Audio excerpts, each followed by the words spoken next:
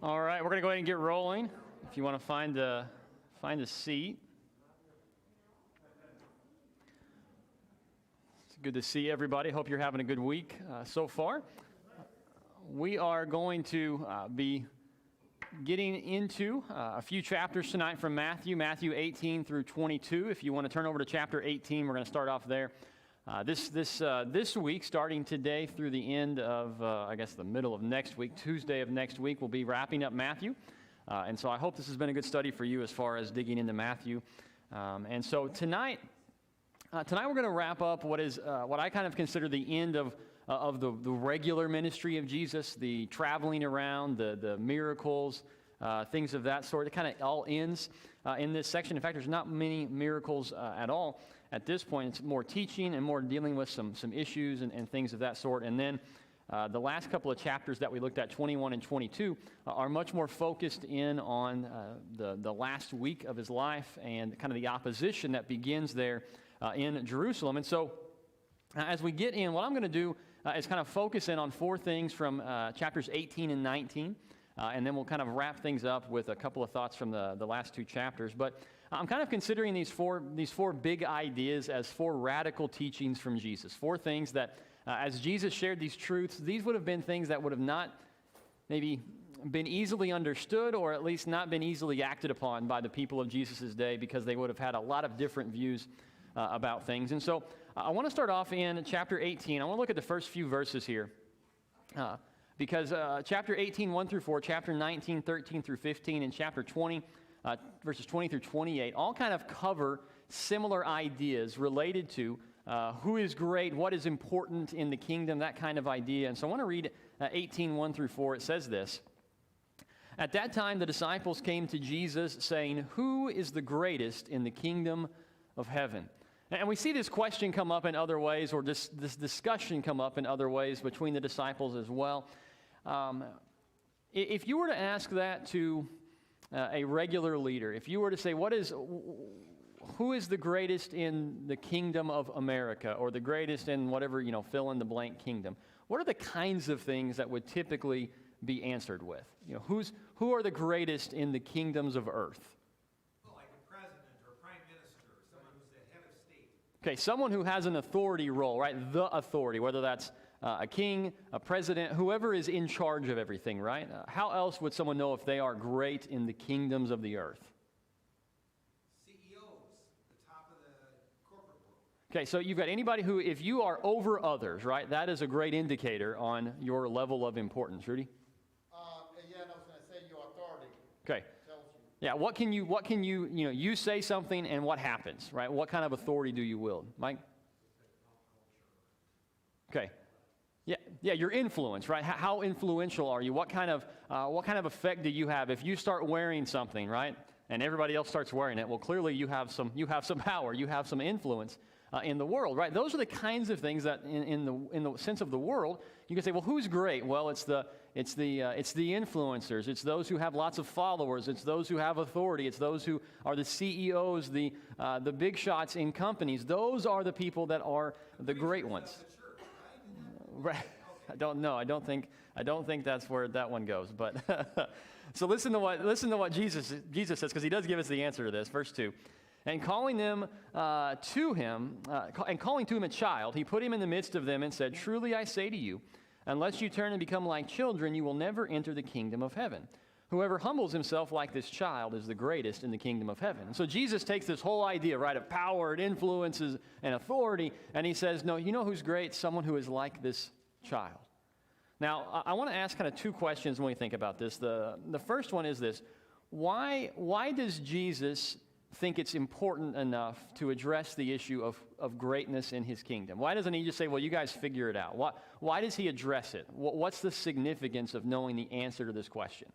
What happens if they have the wrong idea about what greatness in the kingdom is like? Yeah. And what happens, right, if you've got vying control and trying to figure out who's the authority, who's the one in charge, who's the great one? Well, you're not going to get along, right? You're going to fight. Mike? Yeah, you're going to get splits. You're going to get all kinds of things breaking off in this because people aren't going to get along. You're going to want to know, well, who's in charge? Well, I like that guy. We see that in 1 Corinthians, right? You get divisions based on, well, he's really important and he baptized me, and so I'm going to go on this side. And then you got all these different things, right?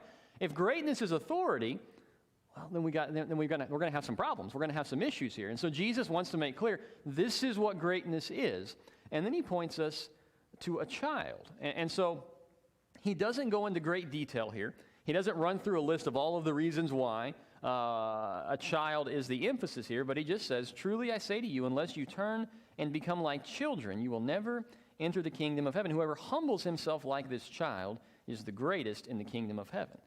So what exactly does he mean by that? I mean, when he points to this child, he's obviously not saying, go backwards in time and shrink to become a child again. What is he trying to emphasize about this child that equates to greatness in the kingdom?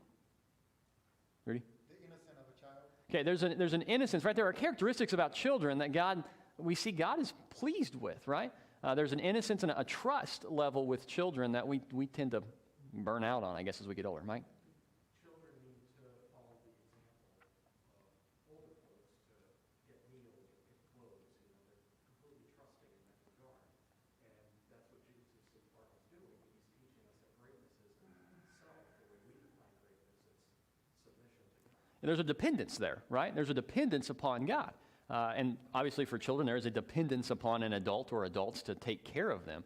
And so there's a dependence factor. Dave? Well, in another context, they talk about whoever's great must first be your servant. Well, children would serve people in the community. I mean, we have such a child-centric culture that, the parents are serving the kids all the time. And yet that would not be back then. It was the other way around. The kids would serve the adults. Yeah, in the culture that we have, right, you can be a child and be extremely influential, right? And you can be in a position of authority even as a child, not as the president or anything, but just as an influencer, right? There are all kinds of situations where that can occur. And we do have times where, the child seems to have the authority in the relationship with the parents. That was not the case back then. Nobody looked at a child in the first century and said, that's great. That's greatness. No, they were you're years from becoming. And Zach had brought this up in his classes on Timothy, right? But you were still considered young when we would say you're kind of, you're getting older, right? I would still be considered young in the spectrum of what they have, whereas now most younger people consider me old, right? And so for them, but you were still young because you hadn't hit that level of maturity that would say that now you're an adult in the same sense as the older ones. Ready? And adding to that also is that the child needs to learn. Okay. And God wants to teach us. Okay. Jesus, that's what he was trying to do. He was trying to teach the world. And a child can easily bring in all that teaching. Yeah. Children learn, right? They learn in all kinds of ways. They learn from seeing all kinds of things. And I think what's interesting is he uses specifically there in verse 4, whoever humbles himself like this child. And you think about children, the only example I can think of that doesn't fit with this idea is The Lord of the Flies. And so I'm not going to base my thoughts on children on that book. But children don't typically have ambition, right? They're not typically trying to step on top of each other to get to the top. If they are, it tends to be because maybe their parents have, led them to believe that they are, deserving of those kinds of things. And so you've got a different focus. They're not as interested in the same things. They're interested in having fun. They're interested in having, just enjoying things, whereas so often we're focused on all kinds of other stuff. Larry? Just to say the same thing that Dave said, you said the children are in a lower position. That's what we have to take with everything. We're lower. Yeah. Above him, we're lower. Yeah, and that's what he's getting at consistently with his teaching to his disciples and to others as well. And we see this if you flip over just a little bit to chapter 20. Dave referenced this one, but in chapter 20 through 28, this is where Jesus is approached by James and John and their mother, and they want to be great, right? They want to be the right hand and the left hand, the important roles in the kingdom of heaven. And that conversation takes place in the first few verses there. Then in verse 24, the other disciples hear about this, and it says, when the 10 heard about it, they were indignant at the two brothers. But Jesus called them to him and said, you know that the rulers of the Gentiles lord it over them, and their great ones exercise authority over them. It shall not be so among you, but whoever would be great among you must be your servant, and whoever would be first among you must be your slave, even as the Son of Man came not to be served, but to serve, and to give his life as a ransom for many. And so as Jesus begins to develop this idea of what is greatness in the kingdom, right? And he's explaining it. He points to a child, and later on he's going to say it's the servant who is great in the kingdom. And so in the rest of the world, right, that's not what greatness is. Nobody looks at a servant and says, that's the greatest person in this kingdom. And yet in Jesus' kingdom, the kingdom of heaven, he says that is what greatness looks like. And so we have to kind of reverse or flip our thinking and say, okay, that is what really matters. And if you go back to what we mentioned earlier, why bring this up? Why emphasize this? I mean,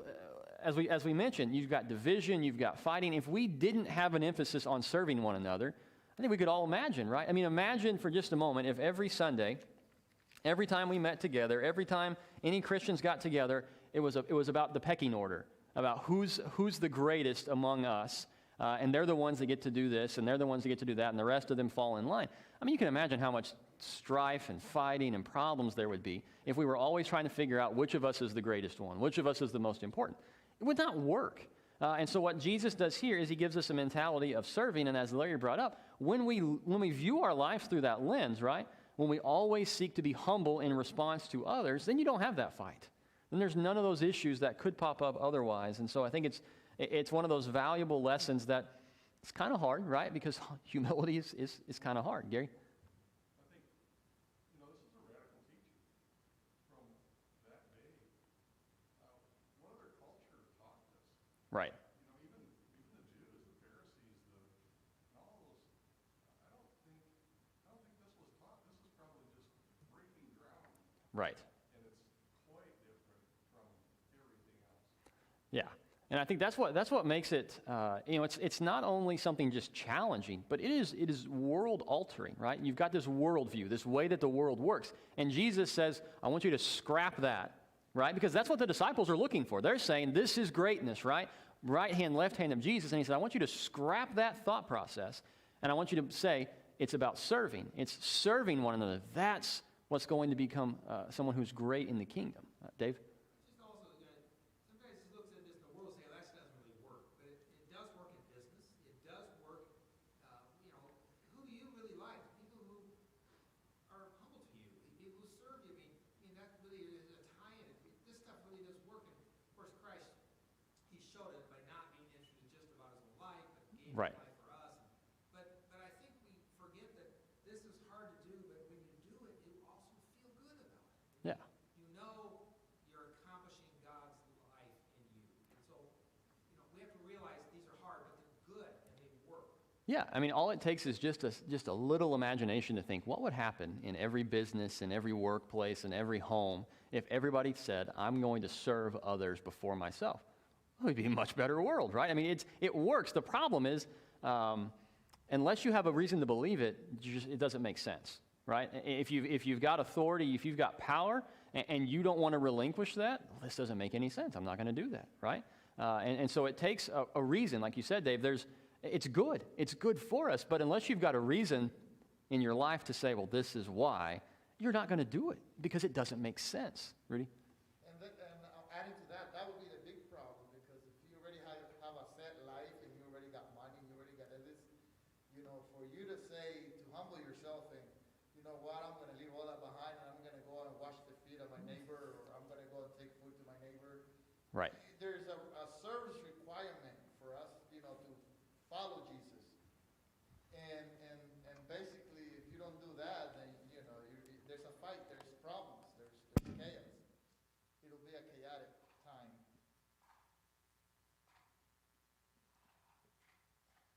Sorry, recharging.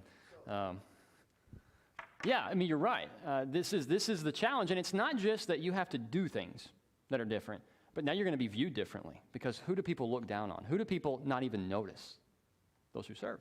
So Jesus he's not just saying, okay, you've got to do different things. Now you're going to be viewed differently, right? And that's the same issue with the disciples in John 13, where, right, nobody's washing feet. Why? Because nobody wants to be seen as the one who's washing feet, because that's what servants do. And so Jesus just flips our thinking upside down about what really matters. What is greatness in the kingdom? And so you've got this teaching at the beginning here in chapter 18 and then in chapter 20.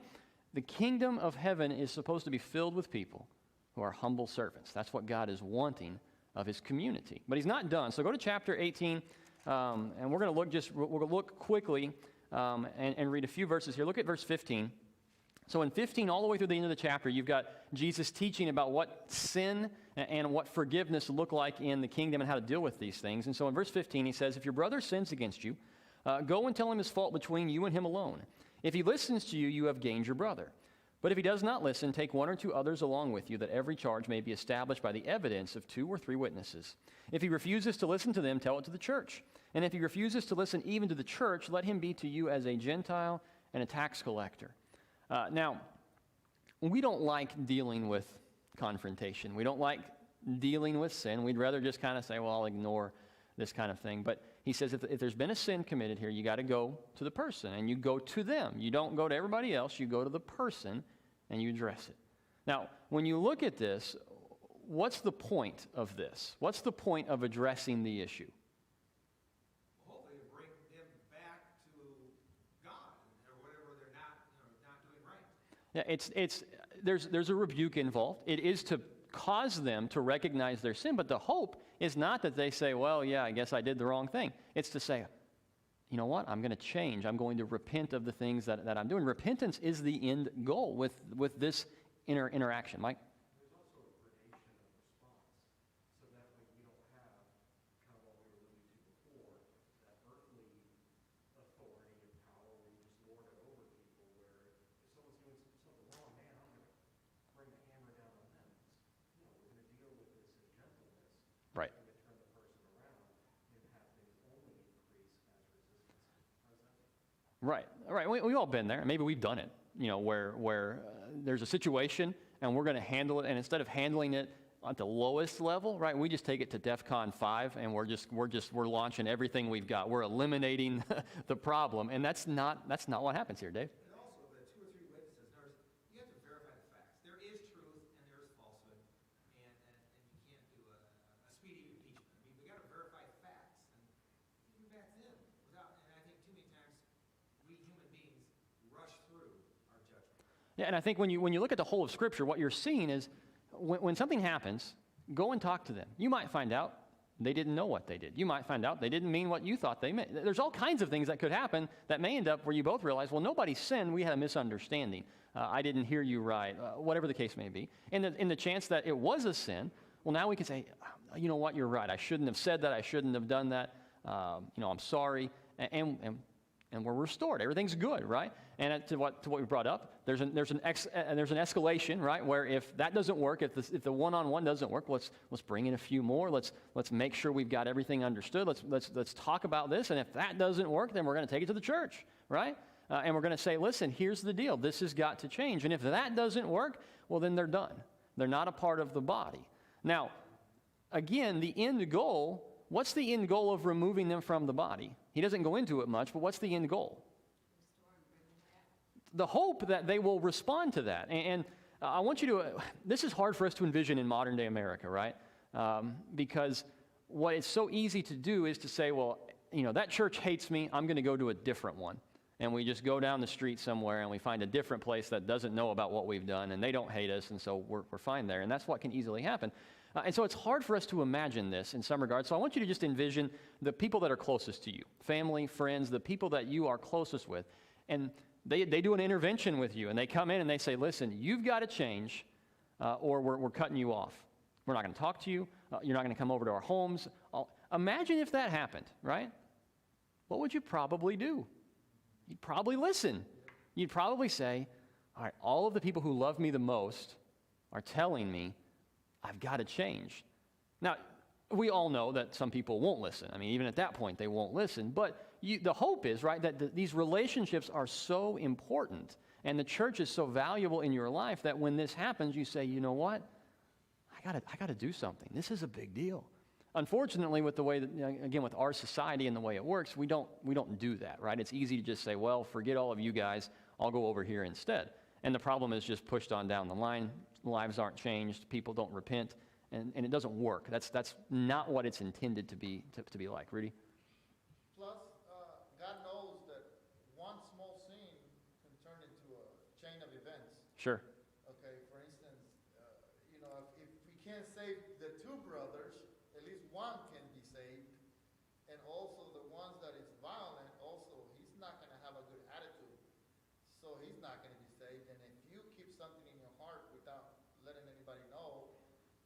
you're not going to be saved because you hold a grudge, and with that grudge, you actually are mad at other people.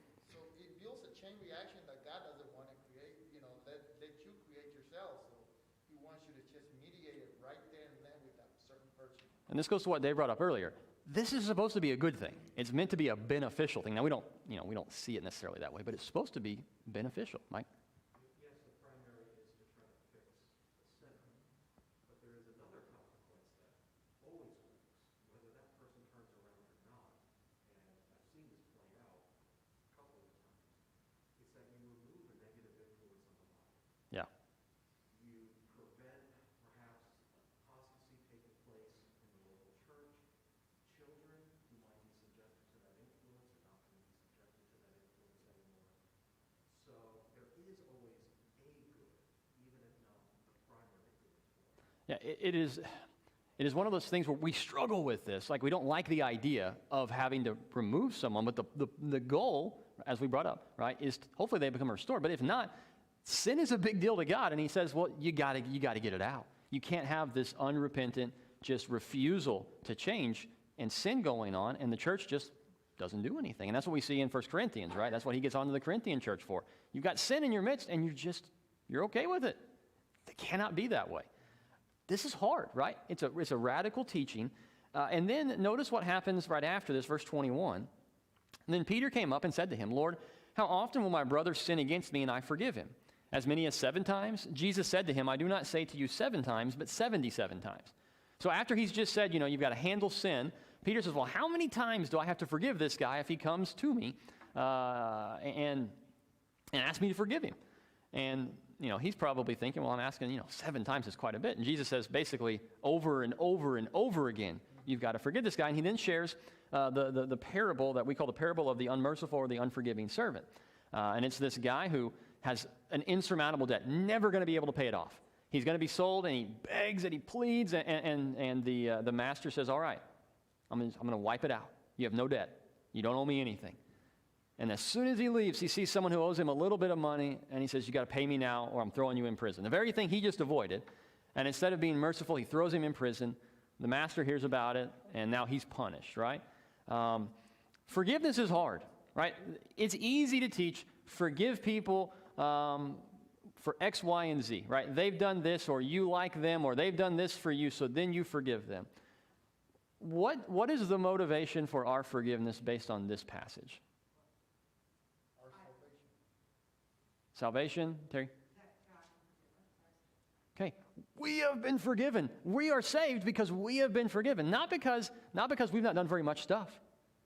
Because we've done more than we deserve to be forgiven of, and yet God has forgiven us. And so what he has done motivates us then to do something equal, but not really equal, right? Much smaller to what God has done for us. And so he points out very clearly, if we are unwilling to forgive, well, what does that say about our understanding about the forgiveness that we've received, right? It's a perspective issue. If I can't realize how much I have been forgiven, I got a problem. I got a significant problem. And so Jesus enters in this an additional radical teaching of you forgive.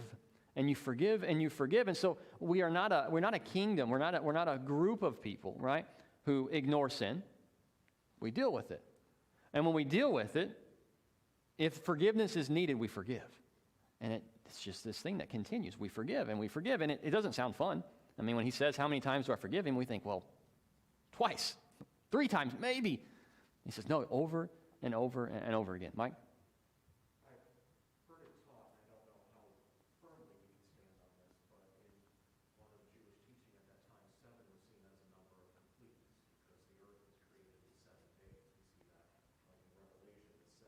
Sure. So Peter's saying, should I always be forgiving people? And Jesus is saying, always right. forgiving people. And I bring that up because it's not like we as Christians should be keeping a notebook and waiting till we get to that 77. Right. Right. Whatever we think is enough, it's enough times enough. Right, yeah. Jesus is whatever number we might come up with that we think is, Jesus is like, okay, you go beyond that number. And not just like, get to that point and add a few onto it. Like, you go beyond that. It's increasing continuously, and it's supposed to be that way. And again, if we all do this, it works really well. And hopefully, I mean, the goal is not, okay, well, just sin against each other, and it doesn't matter, we'll all just forgive each other.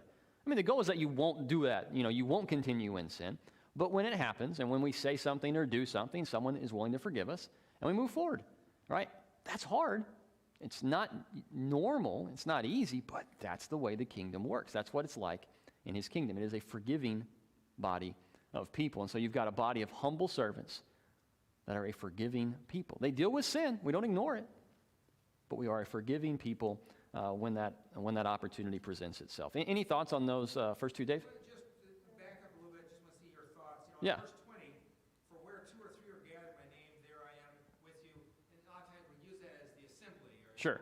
And yet, in the context there, we're talking about sin and some verification of sin. And so, I think sometimes we use that out of context maybe. Yeah, I think we would all agree that wherever we are as God's people, God is present in that regard. But in the situation here, if we keep reading, we just said, remove the person, think of them as a Gentile or tax collector, verse 17. Then in 18, it says, truly I say to you, whatever you bind on earth shall be bound in heaven, and whatever you loose on earth shall be loosed in heaven. Again, I say to you, if two of you agree on earth about anything they ask, it will be done for them by my Father in heaven. For where two or three are gathered in my name, there I am among them. He's asking them to carry out what he's just told them to do. And if they do that, he is with them in this process. I think that fits contextually with what's going on. If you do this, right, that's what I'm asking you to do. I am with you as you go through that. Mike?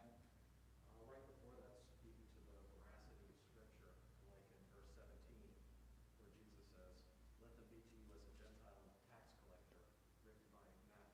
Right. Yes. He might have, right. Yeah, he might have chuckled for a moment about, that's what, yeah, that's exactly what I was.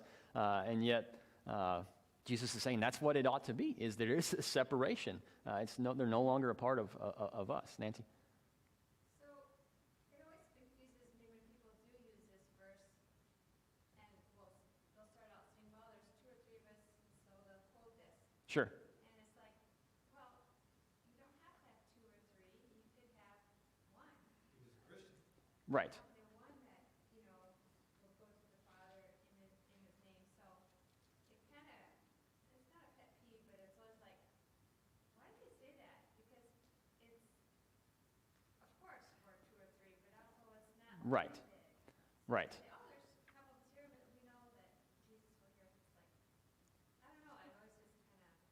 Yeah, I mean, we understand, if one of us were to go out somewhere, God is not, God is not only able to focus on groups of Christians. Every one of us has, God can see and God can work within our lives. But, and what's going on here, he's dealing with this, it's with the assembly. I mean, it's the body is meeting, but even a smaller section of that, if a small group of that is meeting over these kinds of things, God is working within that.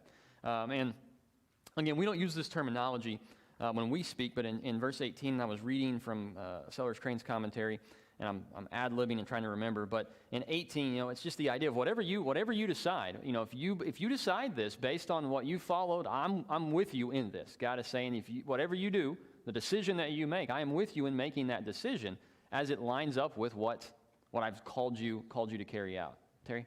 I always kind of took it just to mean that there's power in numbers. Sure. The more people that are praying, God can hear it. Yeah, I think when we... He only hears one, and I know the prayer of a righteous man availeth much. But Sure. the more people you have praying. Yeah, I mean, go ahead. I also had a question. Yeah. Verse 17. In my translation, it says, if that person doesn't want to listen to them, then discuss the past with the Jewish congregation. Sure. It's never said that in any other translation I've had before. I just was curious about that. Yeah, I would guess what they were doing there, because I think, and Dave, I think you've talked about, when it says church, it's just the assembly. And so I'm guessing that's what the Jewish assembly is what they would have, that's the direction they would have taken it. The coming together of the Jewish people would kind of be the direction of the translation that you had took it. Because it's not, when we translate it church, it's the assembly of God's people is what it essentially equates to, if I'm understanding and remembering correctly. Mike? Going back to the discussion of like 18 through 20, Sure. I've heard it said before, like the original Greek, where it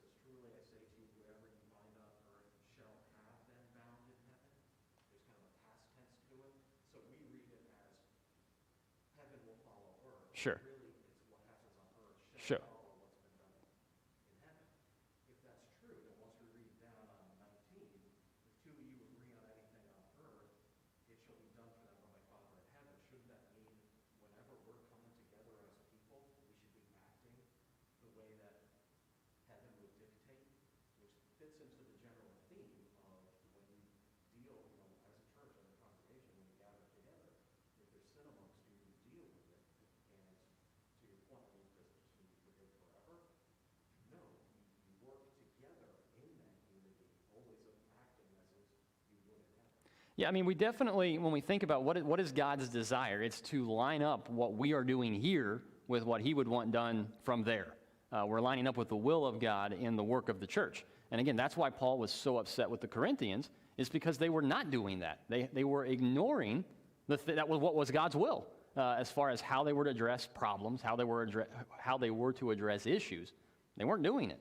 And so they weren't in line with heaven and God's desires. They'd kind of done their own thing, which was ignore it. And so, again, this is a challenging thing that he's calling us to, but it's one that it lines us up with God's will of what he wants done in his body, how we address problems. So let's look at the next chapter here. So we've got those two radical, difficult teachings, right? And then you come to chapter 19, there's two more. And the first one relates to marriage and specifically the issue of divorce. And so obviously this is a subject that's just, we don't like to talk about it, right? And I've just in thinking about it, there either people like to talk about it or they don't ever want to talk about it, right? It's either something you bring up all the time or you don't ever want to address it because it's an emotionally charged subject. It's one that's got a lot of personal feelings, I guess, associated with it because most of us probably in some capacity have had that impact our family or close friends or something. And then as I thought about the issue of divorce as well, just what makes it so challenging is every divorce is shattered dreams. It's a loss. Nobody gets married and says, I really hope this burns out in 2 years and we hate each other. No, nobody says that because nobody wants that. Even the people who may get to that point in 2 years, nobody wants that. Nobody gets married thinking, I hope this is horrible and I get out of it as quick as I can. We don't want that. We have a dream. We have a goal. We have something in mind. And divorce destroys all of that. And so it's an emotional subject. But as we read it, we want to just, okay, what does he say? And it's a challenging teaching, and they saw that. 1 Corinthians 7 is another passage to go to when you get into the discussion of divorce. We're not going to get into all of it tonight, but I want to just hit on a couple of things. So in verse 3, it says, the Pharisees came up to him and tested him by asking, is it lawful to divorce one's wife for any cause? He answered, have you not read that he who created them from the beginning made them male and female, and said, therefore a man shall leave his father and his mother, and hold fast to his wife, and the two shall become one flesh. So they are no longer two but one. What therefore God has joined together, let not man separate. Now, what I found interesting here, right, is they seem to throw out, there's the potential of, kind of anything goes, laissez-faire. You want a divorce, is that okay? For any reason at all, can you do that? And when you look at their response in verse 7, they say, why then did Moses command us? And I thought it was interesting that Jesus doesn't go to Moses. He goes past Moses. He goes all the way back to the original intention, right? They were going back to Moses saying, well, this is what Moses said, and Jesus is going all the way back. He said, well, this is what God originally intended. And he explains why the Moses situation came up, but he's going back to what God's original intention was, which is one man and one woman, and it stays that way. It's life. It's a commitment for life. And so they ask him about what Moses said, and his response is in verse 8.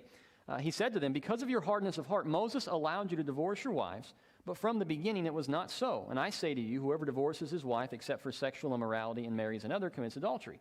And so he lays out, divorce was not the plan. That was not God's desire. It was not what God wanted. God wanted faithfulness. And he throws in then verse 9 about unfaithfulness in marriage as one specific issue allowing for divorce. But when you look at this, culturally, he's not taking the easy road here. He's not saying, well, I'm going to fit in with the general viewpoint. Because if you notice what happens in verse 10, it says, the disciple said to him, if such is the case of a man with his wife, it is better not to marry. Now, I don't know exactly what all their thought process was, but this is, it strikes me as when, someone who's not married yet is talking to married people and they get done and they think, I don't think marriage is for me based on the way all these people are talking. Jesus says this, and they're like, you know what? If that's what it really is, if that's really what's required, well, maybe they shouldn't get, maybe nobody should get married. And you think, well, that's a kind of a strong statement. But if you go back to the beginning with the original question, the Pharisees are asking, is it lawful for any reason, for any cause? You know, can I just divorce my wife for any cause? And Jesus says no. And they're thinking, well, maybe it's better not to marry then if you can't just get out of it. It's kind of what I'm thinking they're contemplating here. And so Jesus goes on in 11 through 13, or 11 and 12 to say, well, it's not for everybody. Not everybody can do it. Some people are going to choose not to get married, and that's fine. But he digs into this really difficult subject, and he just says, this is what God's intention was. And we don't have time, and I don't have the courage to try to get into all of it tonight. And so we're not going to dig in heavily right now. The point that I want to emphasize about this topic is God values marriage. And in the kingdom of God's people ought to also have the value of marriage as a high one. And so when we talk about marriage and we talk about divorce, we want to value marriage the same way that God does, view it in the same way that God does in a world that back then was this way and today is as well, that doesn't value marriage the way that God does. Dave? Or even redefines marriage between guy and guy, Right. girl. So, I mean, our culture is so against this. Yeah. This is so close-minded. Yeah, it's not just the ease that divorce can take place in that we think about, but it's even just the redefinition, not even just of who can be married, but even what is marriage, right? It's almost anymore, it's a mutual contract that we both sign for a time as long as we both enjoy it. And then when one of us doesn't enjoy it, well then, we can split and go our separate ways, and there's no harm, no foul. Which is not, it's just impossible. That's not how it works. You can't have no harm, no foul. It hurts every time. There's hurt in that. And so, again, to what Dave brought up, this is meant for our good. This is not meant to restrict us and say, okay, you know what? Tough luck. You're going to be miserable the rest of your life. That's not what God is trying to say. But he's also trying to say, but this is what it is. When you marry, it should be for life. And so he values marriage highly here, and it makes it, again, like we see with sin, like we see with these other things, this is significant. God's not saying, oh, this is not a big deal, or no, it is a big deal. Marriage matters in the eyes of God, and so we want to have it in an equal view in our mind. Let's go to chapter 19 and verse 16. We'll hit this real quick, and then we'll wrap up. So you've got the rich young ruler. And the rich young ruler is a familiar story to us because this young man comes to Jesus, and he's the epitome of the kind of guy you would want to follow you. You're thinking about, well, what kind of guys does Jesus want to follow him? Well, seemingly, he's a good guy. And I think it's Mark's account. And Jesus even gives us the impression that this guy's not, he's not being arrogant and he's not a jerk. He's not lying. Jesus looks at him and see, this is a good guy. And so Jesus, basically gets to the heart of the matter. And Jesus does something that most of us don't do to each other, right?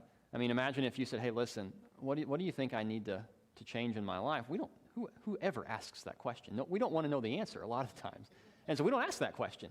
But this guy's asking the question, what needs to happen in my life? And Jesus is straight with him. He tells him. He doesn't say, well, here's why you need to sell everything, but he basically says, it's your money. It's your possessions. That's the problem for you. That's what's holding you back. And so he says, sell it, give it to the poor, and then come and follow me. And the man goes away sad. He goes away sad, and what's interesting is what happens right after that. That's significant, right? But look at verse 23. And Jesus said to his disciples, truly I say to you, only with difficulty will a rich person enter the kingdom of heaven. Again, I tell you, it is easier for a camel to go through the eye of a needle than for a rich person to enter the kingdom of God. When the disciples heard this, they were greatly astonished, saying, who then can be saved? Just a minute ago, we were looking at the issue of marriage, and they're saying, well, who should be married? That's too hard. And now they're saying, well, who in the world can even be saved at all? Because this guy is, this is the guy. This is the perfect example of someone who should be a part of God's kingdom, and he just walked away. And you said it's because of his wealth, and the rich, that's, who's not, who doesn't look at somebody who's got tons of money and riches and think, well, yeah, they're not blessed. No, we say, well, they're totally blessed. And he says, but no, that's not how it works.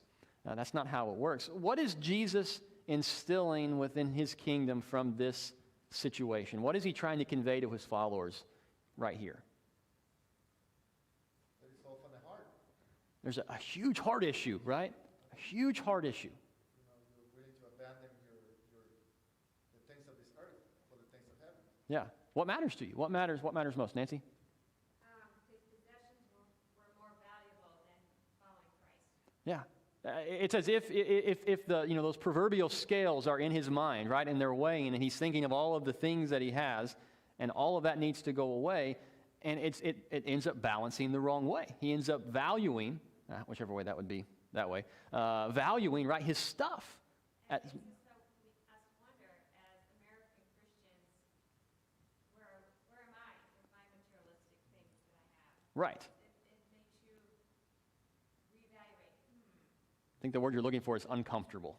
Yeah, it makes us uncomfortable thinking, okay, what does that mean for my life? Mike? He valued his stuff too much at that time. I still hold out hope that in the second half of Acts 2, he was one of those people. Sure. He's young. Right. So, when I get to heaven one day, there are all these people in the Bible that go around. Right. I'd love to see if we could find this guy here. Yeah. Yeah, the thing that gives me a little bit of hope as well is he went away sad. And the only thing I can conclude that he went away sad because is because he knew he wasn't making the right choice. If you tell someone, weigh your options, and they say, well, this is, if this is the obvious choice, they don't walk away sad because they know they made the right choice. I think he probably knows, I'm not making the choice that I should. And again, I think if we're honest, there are times where we kind of do that.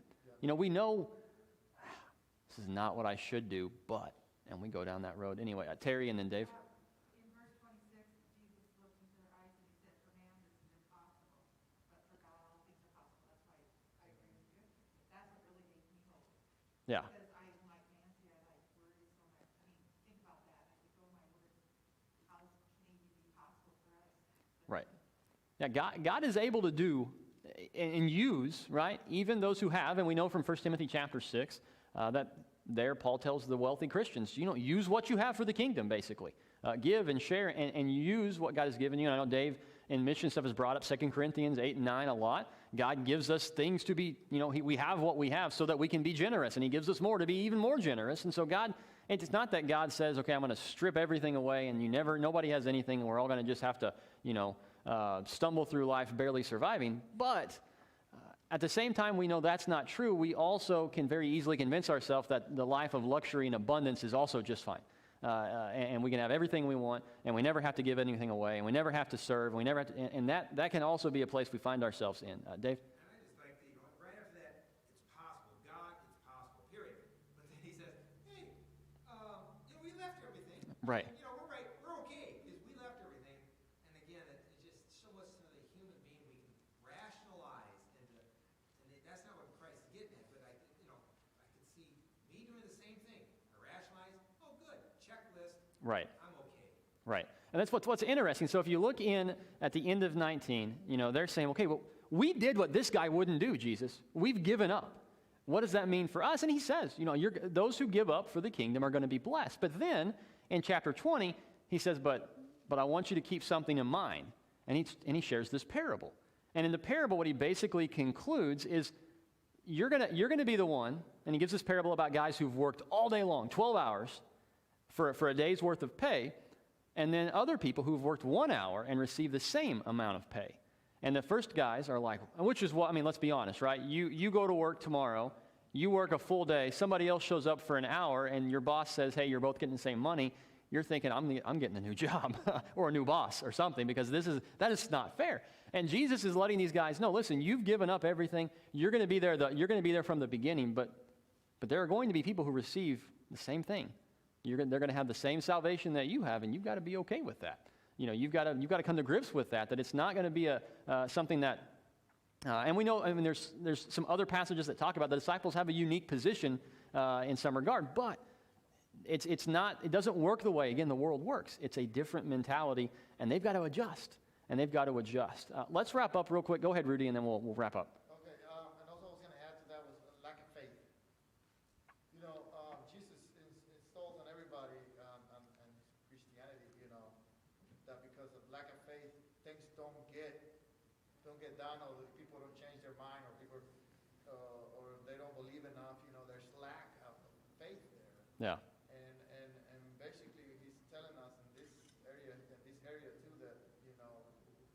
don't trust God. Yeah. You know, that if I'm Job, I'm gonna, everything's gonna be stripped away from me. I gotta trust God that He's gonna give it all back to me if for some reason, somehow, He let it happen. Right. There's lack of faith. Yeah, there's a trust component. It's a challenging thing. I mean, this is not one of those passages where you walk away and you're like, okay, yeah, no big deal. I'm good. It's a challenging one when you really think about it. Now, in the last two chapters, which we didn't get into tonight, but in 21 and 22, you've got Jesus going into Jerusalem. Not everybody, a lot of people are excited. There's waving of palms. There's throwing stuff on the ground. There's Jesus coming in, riding on this colt. There's excitement. This is a king. He's arriving. This is all we've been waiting for. And as he goes in, he meets opposition from the very beginning. He goes in, he clears the temple out because of what they're doing in the temple, and then they say, well, hey, who gives you the authority, which we've talked about authority a lot, but who gives you the authority to do that? And that's where Jesus says, well, I'm going to ask you a question, and they don't answer his, so he doesn't answer theirs, and they continue on. They ask him about taxes, and they ask him about the resurrection, and they ask him about the greatest command. What's the most valuable? What's the most important one? And they're trying to trip him up, and they're trying to trap Jesus, and over again he answers, and he responds, and he deals with it. And there are two things I want to highlight for you. Number one, look at your, just as you scroll through chapter 21, you've got, in verse 28, you've got this parable, the parable of the two sons. In verse 33, you've got the parable of the tenants. In verse 1 of chapter 22, you've got the parable of the wedding feast. All of these parables are talking about the people they're talking about the Jews. They're not listening, they're rejecting, they're not responding, and there are consequences. And so if you look down in 21, 45, and 46, after this parable of the tenants, which is very pointed at the religious leaders, it says, when the chief priests and the Pharisees heard his parables, they perceived that he was speaking about them. And although they were seeking to arrest him, they feared the crowds because they held him to be a prophet. And so up to this point, Jesus has kind of moved around. When opposition arises, he might leave, go somewhere else. But here he's in the midst of the belly of the beast, if you will, and he's just letting them have it. And it's not direct all the time. It's a lot of parables, but they're learning like he's talking about us. And so they keep challenging him, they keep trying him, and you get to the very end of chapter 22, and it ends with this, verse 46. And no one was able to answer him a word, nor from that day did anyone dare to ask him any more questions. And so it's as if at this point they say, okay, this way we've been trying to get rid of Jesus is not going to work anymore. We can't beat him through words. We can't beat him through questions and tripping him up and tricking him or trapping him. It's not going to work. And so you don't see any more of those. There's no more back and forth between them until Jesus is arrested. And that's now that is the way they're going to handle Jesus. They're not going to try to get him to look bad or to mess up. They're just going to get rid of him. They're going to arrest him, and we see the trial unfold, and we'll look at that in this next week's reading. And so as we wrap up tonight, when you look at what Jesus is, you can already see the writing on the wall. The opposition is there. It's leading toward one specific thing, which we'll get into in this week of reading. Appreciate the comments tonight. Let's go ahead and we'll kill our live stream. Appreciate those of you that joined us there, and then we'll take prayer.